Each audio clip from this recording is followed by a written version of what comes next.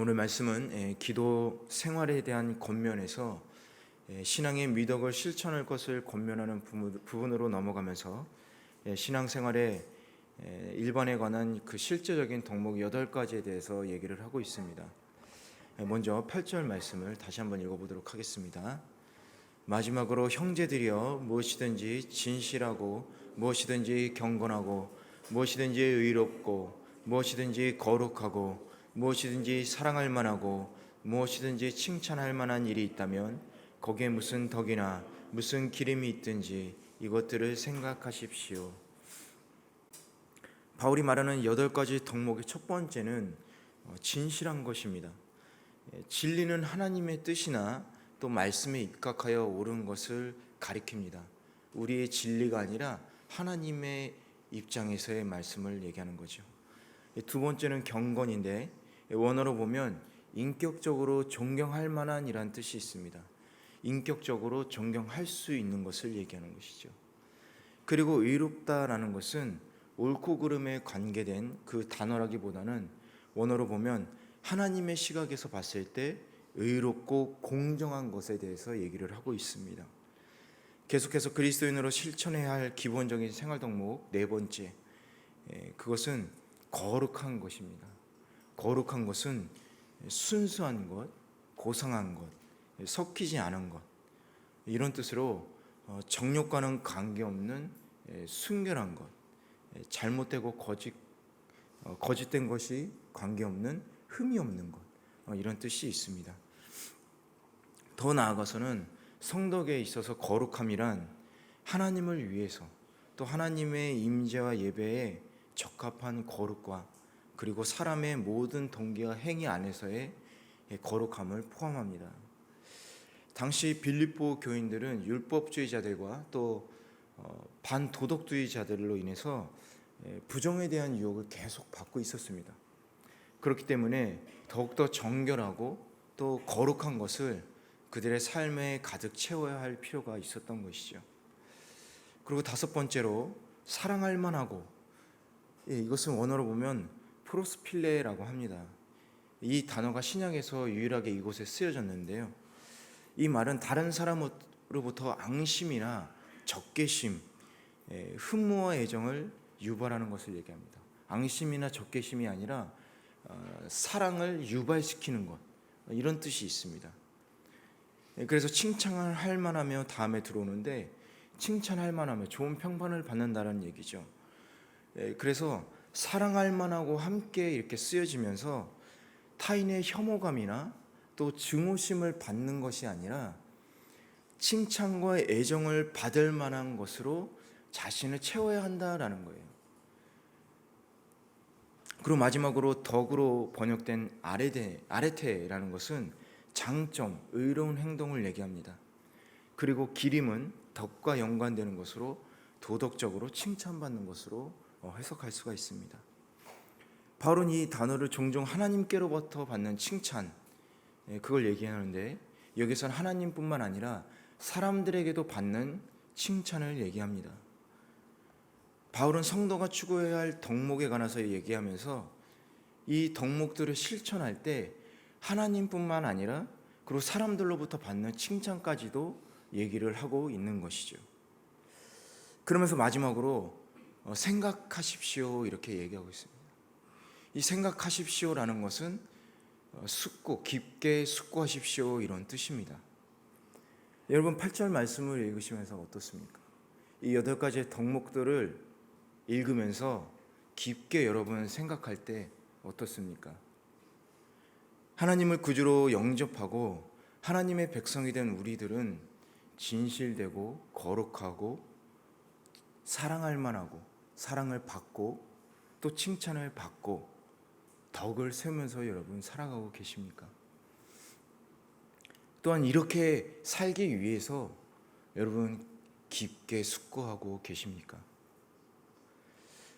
우리는 어떻게 먹고 살아야 할지에 대해서 많은 고민을 하지만 실제로 어떻게 신앙생활을 해야 될지에 대해서는 그렇게 심각하게 고민하고 있는 것 같지 않아요. 어떻게 해야 하나님과 사람들에게 칭찬을 받을 수 있을까? 어떻게 거룩하게 살 수 있을까?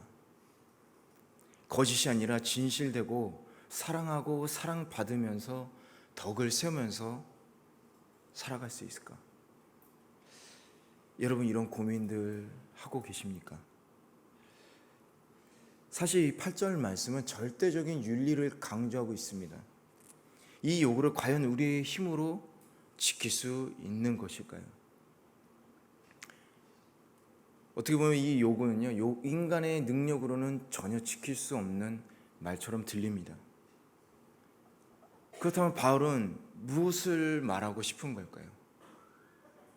바울은 바로 예수님을 닮아가기를 원하고 있는 겁니다. 왜냐하면 우리 예수님께서 그렇게 사셨기 때문이죠.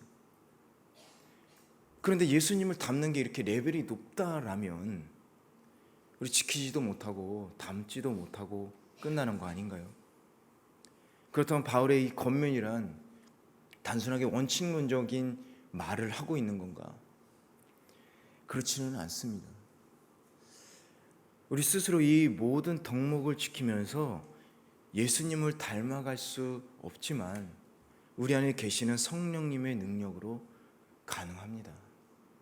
성령의 능력은 기적을 행하거나 은사적인 것만을 말하지는 않습니다. 우리의 삶 속에 역사하시는 하나님을 나타나게 하시는 게 바로 성령의 능력인 것이죠. 할렐루야. 우리의 삶 속에서 역사하시는 하나님을 나타내는 게 바로 성령의 능력이다라는 거예요. 그럼 우리 삶 속에서 성령의 능력이 나타나려면 우리는 성령님의 생각하시는 대로 그 인도하심을 따라야 한다라는 겁니다. 어려운 게 아니에요. 제가 처음에 회심하고서 하나님을 그 사랑을 깨닫게 되었습니다. 그리고 저도 그 사랑하는 마음이 샘솟기 시작했어요. 그래서 하나님을 더 알고 싶어서 모든 예배에 나갔습니다. 하루는 이제 늦게까지 일을 하고 금요 철야에 나가는데 전철 안에서 제가 이제 다니던 교회 한정거장 전에 내릴 때쯤에 그때 그 유행하던 게 별로 좋지는 않은 건데 전철 안에서 퇴근하는 셀러리맨들이 맥주를 마시면서 가는 거예요. 전철 안에서. 근데 그 안에 전철 안에서 그 술 캔이 이렇게 계속 굴러가고 있는 거예요. 이렇게 전철에 흔들리면서 이렇게 계속 왔다 갔다 제 앞에서 굴러다니고 있었어요. 아무도 춥지 않았어요. 근데 이 마음 안에서 주서라 그러는 거예요. 그게 양심인지 성령님인지 저는 성령님이라고 생각합니다. 주서라 그러는 거예요.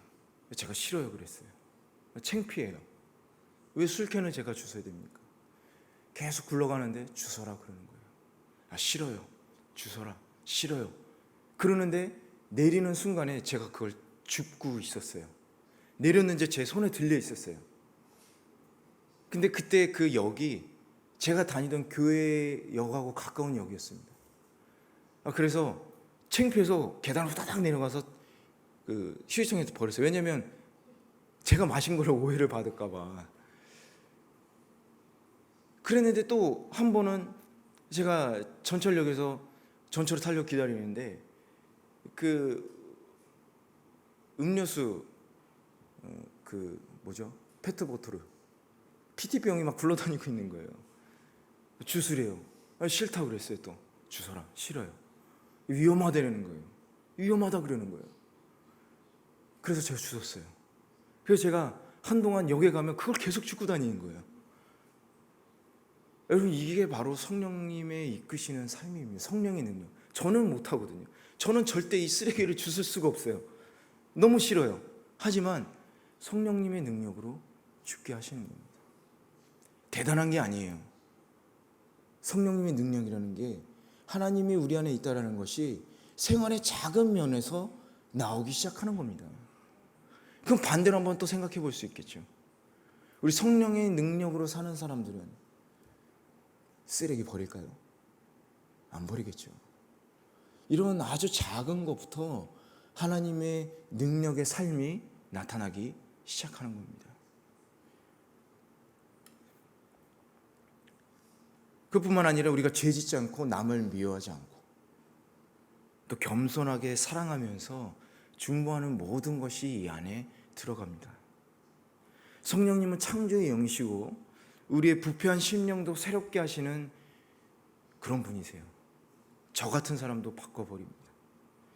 그렇기 때문에 우리의 생각이 아니라 성령님의 생각과 그 인도하심을 따를 때에 우리를 통해서 많은 은사와 구원의 역사가 이루어지는 거죠.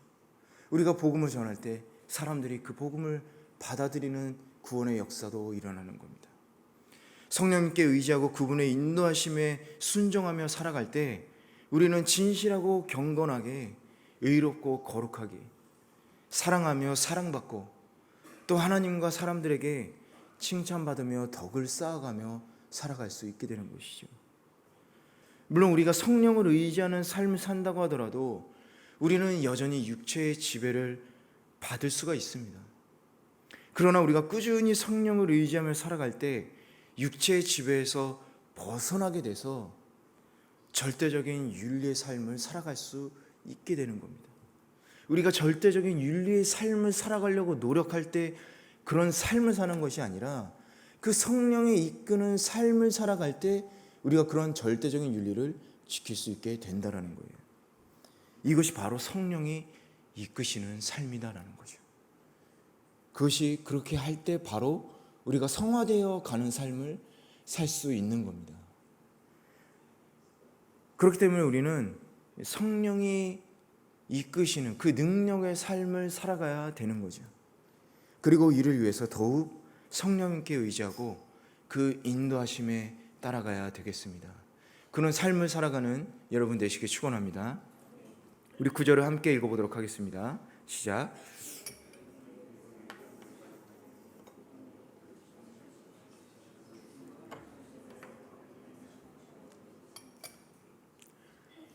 좋은 스승 밑에서 좋은 제자가 나온다라는 말이 있죠.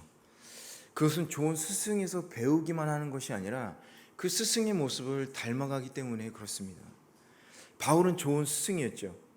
바울을 통해서 디모, 빌레몬과 같은 많은 좋은 목회자들이 나왔습니다. 그리고 누가, 루디아, 아굴라 같이 훌륭한 사역자들도 많이 배출되었죠.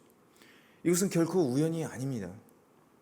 그는 자신이 가르치는 대로 살았던 목회자였습니다. 이렇게 살라고만 얘기한 게 아니라 그 모습을 보여줬던 거예요.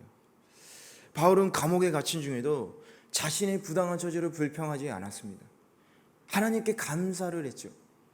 자신을 괴롭히는 자들에게 그것을 복수하려고 악행을 저지르지 않았습니다. 그는 고난 속에서도 함께 해주시는 하나님의 평강을 누렸던 것이죠.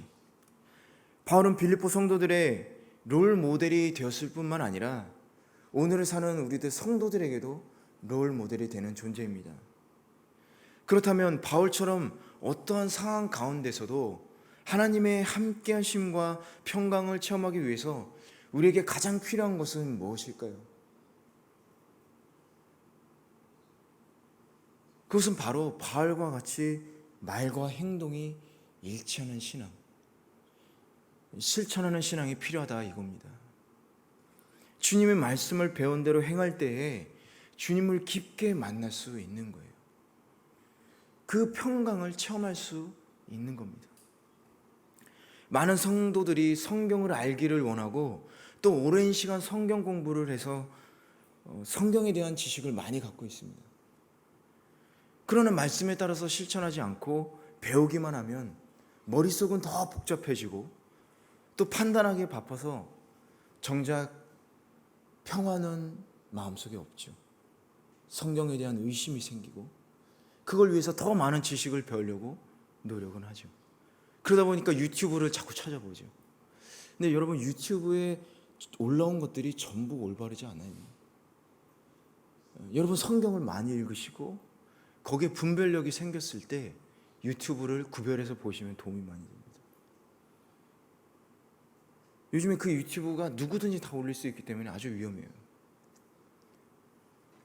어쨌든 그 지식만 계속 습득하다 보면 어떻게 되냐, 우리가 밥을 많이 먹고 운동 안 하면 살만 찌죠. 똑같이 실천 없이 우리가 성경 지식만 계속 쌓이면 우리 영적으로 비만이 되는 거예요. 영적으로 무뎌지고 둔해지는 거죠. 그리고 율법주의자처럼 말은 많아지고 사람들을 정죄하면서 살아가게 되는 겁니다. 여러분, 살이 쪄서 비만이 안 되려면 어떻게 됩니까? 적절한 운동을 해야 되죠. 그리고 골라 먹으면 안 됩니다. 우리 성경 말씀 골라 먹으면 안 돼요. 듣기 싫은 것도 들어야 되는 겁니다. 그럴 때에 영적인 비만 상태가 안 되고 벗어날 수 있는 거죠. 그래서 실천하는 신앙이라는 것은 반드시 필요한 겁니다. 로마서는 믿음과 실천을 강조하는 아주 좋은 성경이죠. 누군가가 무디에게 이렇게 물었습니다. 성경을 읽다가 잘 깨달아지지 않고 하나님이 의심되면 어떻게 하죠?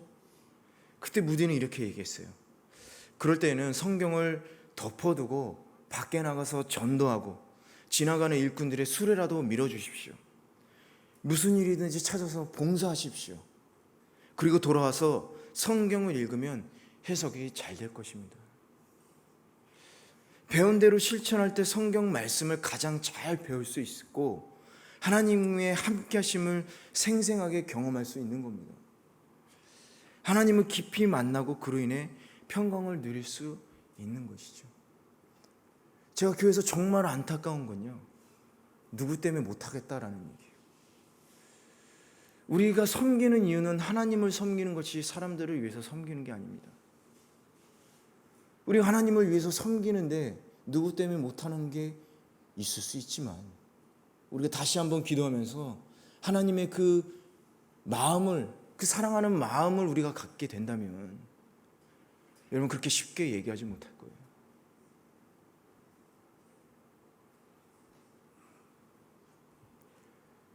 예수님께서 이렇게 얘기하셨습니다. 너희는 내 멍에를 메고 내게서 배워라. 이게 무슨 얘기냐? 멍에를 메고 배우라는 말은 주님처럼 따라 살아라라는 얘기예요. 내가 하는 모든 행동들을 보고 배우라는 거예요. 그럴 때 주님을 따를 때 짐이 가벼워지는 거죠. 예수님은 그럴 때 너의 영혼이 쉼을 얻을 것이다 이렇게 얘기하셨어요. 우리의 영적 비만에서 벗어나서 우리의 진정한 쉼을 얻게 되는 겁니다. 그럴 때 우리의 삶을 통해서 주님의 이름이 드러나게 되는 것이죠. 또한 주님께서 주시는 평강의 능력을 우리가 체험할 수 있습니다. 영혼의 쉼을 얻는 거죠. 사랑하는 동경우리 교회 성도 여러분, 배운 대로 실천함으로 주님을 깊이 만나고 또 그로 인해서 세상에서 얻지 못하는 주님의 평강을 누리시기를 간절히 축원합니다. 10절에서 12절 우리 함께 읽어보도록 하겠습니다. 시작. 주 안에서 크게 기뻐하는 것은 여러분이 나를 위해 생각하는 것이 이미 싹이 났기 때문입니다.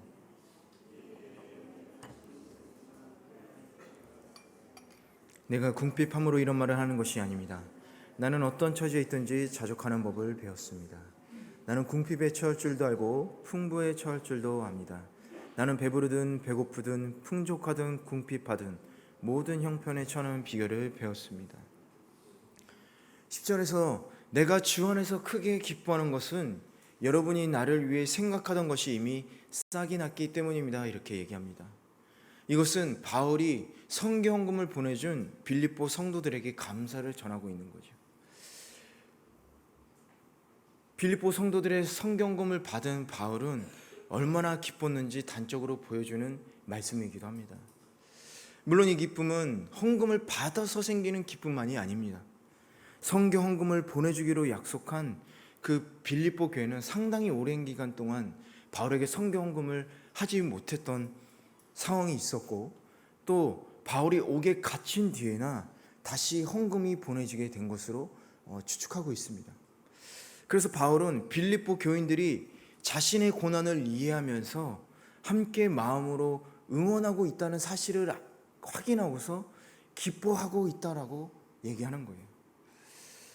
제가 전도사님들에게 몇 번 얘기한 적이 있지만 사역을 위한 헌금은 하라고 해서 하는 것이 아니다라고 얘기한 적이 있어요. 헌금은 기도하는 중에 성령님께서 마음에 감동을 주셔서 헌금을 하는 것이지 헌금하라고 해서 헌금을 하는 게 아니다라고 얘기했어요. 특별히 선교 헌금이 그렇습니다.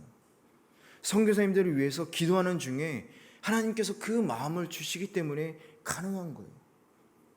기도 없는 헌금이 있을 수가 없다는 겁니다. 나를 위해 생각하던 것이 이미 싹이 났다.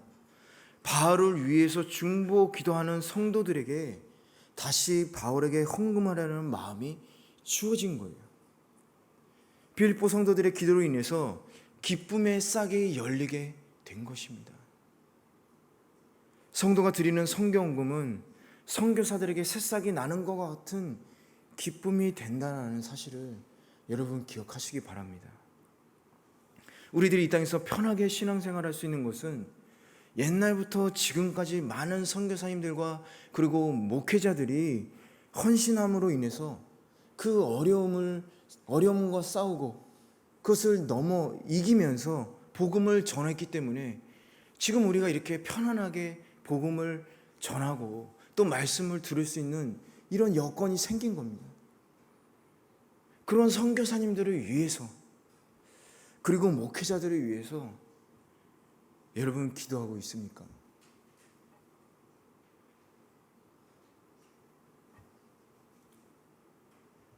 헌금을 못하더라도 우리 기도해야 됩니다.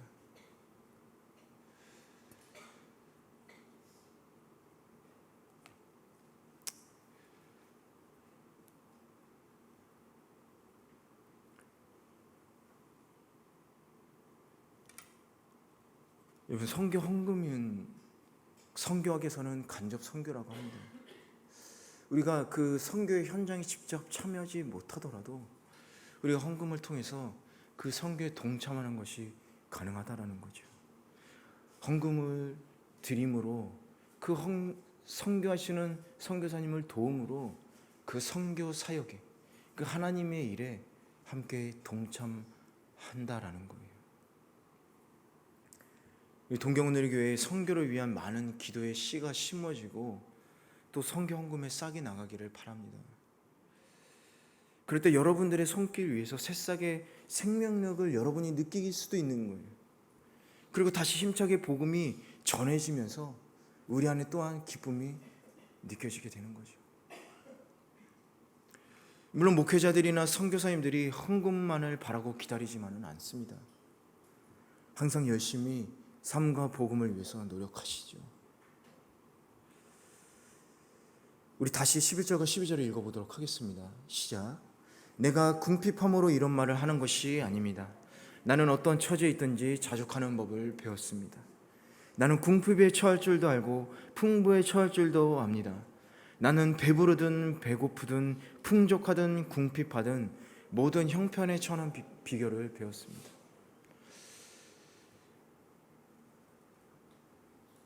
저희들은 이런 것들을 훈련이라고도 얘기를 하지만 저도 이런 훈련의 과정이 있었습니다. 제가 원해서 하지는 않았어요. 저는 하나님께서 많은 물질로 축복을 해주셨습니다. 물질을 많이 축복해 주셨다는 것은 이렇게 많이 액수가 많다는 게 아니에요. 필요할 때마다 이렇게 항상 조금씩 주셨어요. 제가 다닌 신학대학원은 수업이 아침 8시 반부터 저녁 6시까지 있었습니다. 그런데 중간에 수업이 없을 때 저는 도서관에서 아르바이트를 했어요. 그리고 학교 예배 시간에는 FD로 예배 시간에 섬겼습니다. 또 전도사로 섬기고 있어서 주에 4, 5회 정도는 교회에 나가서 또 섬기고 있었죠. 그럼 도대체 공부는 언제 하셨어요? 성적이 안 좋았어요. 그래서 하지만 열심히 공부도 했습니다. 제가 많은 일을 했다고 자랑하는 게 아니라 열심히 살았다는 말씀을 드리는 것뿐입니다. 어쨌든 그 아르바이트 비용과 교회 사례비를 합쳐도 학비 반을 채울 수가 없었습니다. 항상 부족했고 또 부족한 만큼 하나님께서 많이 매 학기 채우셨어요. 그래서 학교를 졸업할 수 있었습니다. 그런데 신대원 마지막 학기 등록금이 반이 모자랐어요. 학비를 오후 3시까지 지불해야 하는데 제가 오후 1시까지 계속 기도를 하고 있었습니다. 그래서 이때 성공하지 않으면 늦어지기 때문에 제가 기도를 마치고 다시 통장을 확인했는데 채워지지 않았어요. 그래서 결국에는 친구에게 돈을 빌려서 냈습니다. 그리고 마지막 학비를 지불하고 하나님께 기도하는데 기도 중에 하나님께서 안 주실 때가 있구나라는 것을 그때 처음 배웠습니다. 계속 주시기만 하셨는데 그때 하나님께서 안 주실 때가 있구나라는 걸 배웠어요. 이런 생각이 들면서 하나님 안 주셔서 감사합니다, 이런 기도가 나왔어요. 왜냐하면 주권이 하나님께 있다는 것을 제가 깨달았기 때문입니다. 제가 기도해도 안 들어주실 때가 있구나라는 것을 제가 배웠기 때문입니다.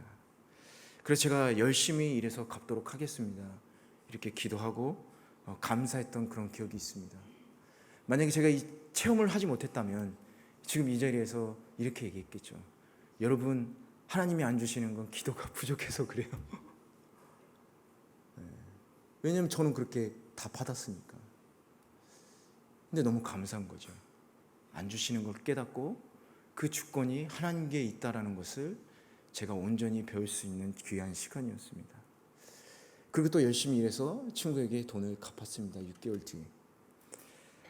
하나님께서 때로는 풍족하게도 주시고 어떤 때는 안 주시고, 그런데 왜가 아니라 이럴 때가 있구나, 그런데 이것이라도 주셔서 감사한 것이죠. 주권이 하나님께 있다는 것을 알기 때문입니다. 바울은 빌립보 교인들의 헌금이 오기만을 기다리면서 아무것도 하지 않은 것이 아니라 일을 하면서 선교와 생활을 위한 비용을 마련했던 것입니다.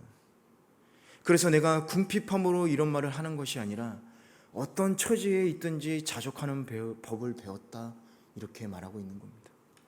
그래서 궁핍할 때도 있고 풍부할 때도 있지만 열심히 일도 하면서 하나님의 온전한 자비를 구할 수 있는 것이죠. 우리의 삶 속에서 이것만은 하나님께서 꼭 주셔야 합니다, 이렇게 간절히 기도할 때가 있습니다. 그런데 하나님이 도무지 도와주지 않는 것처럼 보일 때가 있죠. 물론 그런 일을 당하면 상처를 받기도 하고 낙심하고 또 하나님을 원망을 했을 수도 있습니다. 그리고 하나님은 나를 사랑하지 않는다고 쉽게 판단할 수도 있습니다. 그러나 여러분, 하나님은 우리들이 가장 많이 의존할 수 있는 것으로부터 우리를 실망하게 하실 수 있는 분이십니다. 우리에게 필요한 것을 일시적으로 끊으실 수도 있고, 그것은 우리의 신앙 훈련을 위해서 하시는 것이죠. 기도하는 것, 자족하는 것, 궁핍한 것, 풍요로운 것, 그 안에서 하나님을 의지하려는 그 거룩한 계획을 위해서입니다. 지금 여러분 삶의 궁핍함이 있습니까? 여러분의 기도를 하나님께서 들어주지 않으시나요? 하나님이 듣지 않으시고 하나님의 도움이 끊어진 것처럼 보이는 상황이 여러분을 힘들게 하십니까? 낙심하거나 여러분 불평하지 않으시기를 바랍니다. 도리어 그것을 통해서 하나님의 계획과 자신을 돌아보는 귀한 시간으로 삼으시기를 바랍니다.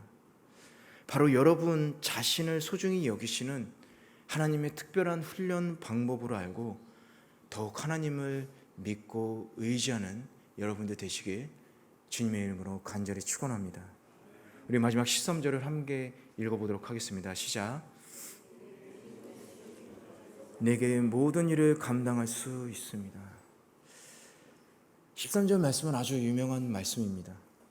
그래서 많은 성도들이 어렵거나 또 무언가에 도전할 때 자주 사용하는 말씀이죠. 우리 몇몇 학생들은 이 말씀을 꼭 붙들고 명문대에 지원하려고 도전하기도 합니다. 사실 이 13절 말씀은 단순히 하나님께서 능력을 주시면 나의 능력을 뛰어넘어서 모든 일을 할 수 있다라는 그런 뜻만은 아닙니다. 그런데 많은 성도들이 그런 식으로 이 말씀을 잘못 인용해서 사용하고 있죠. 우리 12절 말씀을 다시 한번 읽어보도록 하겠습니다. 시작. 나는 궁핍에 처할 줄도 알고 풍부에 처할 줄도 압니다. 나는 배부르든 배고프든 풍족하든 궁핍하든 모든 형편에 처하는 비결을 배웠습니다. 내게 능력 주시는 분 안에서 내가 모든 일을 감당할 수 있기 때문인 것이죠.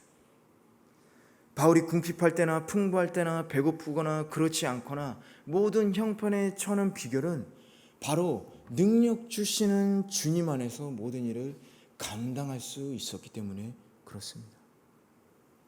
모든 것을 할 수 있다는 것은 초월적인 전능함을 발휘하는 것을 얘기하는 게 아니에요. 또한 어떤 행동도 하나님 안에서 다 용납이 된다는 게 아닙니다. 하나님께서 능력을 주시니까 난 뭐든지 다 이것도 해도 되고 저것도 해도, 그게 아니라는 거예요. 또한 이미 구원받았으니까 내가 죄를 져도 된다, 이런 얘기도 아니에요. 오히려 어떤 환경 속에서도 기쁨으로 적용할 수 있다는 의미가 됩니다. 자신의 힘이나 능력으로 모든 환경에 적응해 나가는 것이 아니라 내 뒤에서 일하시는 하나님의 그 도우심과 역사하심으로, 그 주님의 능력으로 내가 할 수 있었다라는 거죠. 제가 신학교 3년 동안 감당할 수 있었던 것도 마찬가지입니다. 제가 울면서 기도했어요. 못하겠다고. 이제 9월달부터 우리 마키토 목사님 오시지만, 그때 신학교 때 우리 같이 생활을 했었는데 마키토 목사님이 아직도 기억하시더라고요.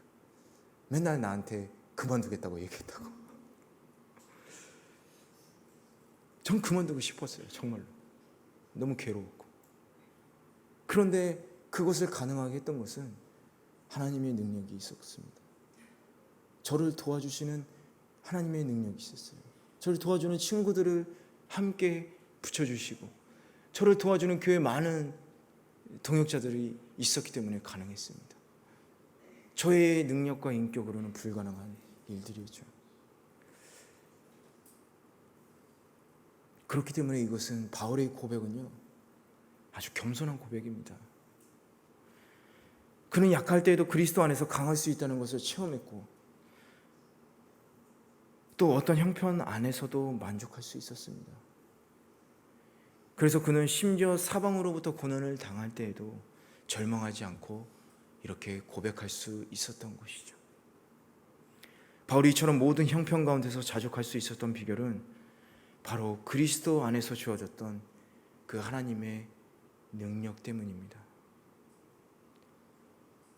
바울에게 있어서 그리스도 예수 자체가 모든 것을 채워주는 지혜와 용기, 그 힘의 원천이 되었던 것이죠.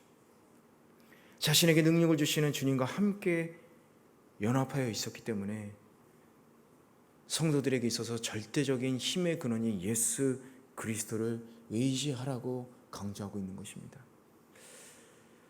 여러분, 주님은 왜 바울에게 이런 능력을 주었을까요? 그것은 다름 아닌 바울의 삶의 자세였기 때문에, 삶의 자세가 있었기 때문에 그런 겁니다. 바울은 예루살렘에 돌아가며 결박과 환난을 당할 줄 알면서도 주님의 복음을 위해서 예루살렘으로 돌아갔어요.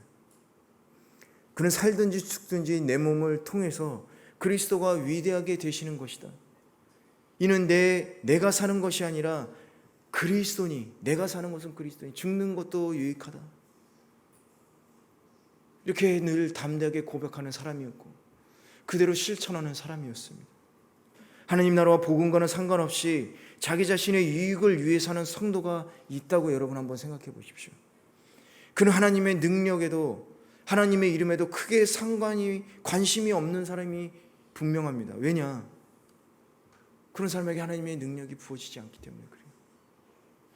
하나님을 위해서 살아가는 사람에게 하나님의 능력이 부어지는 겁니다.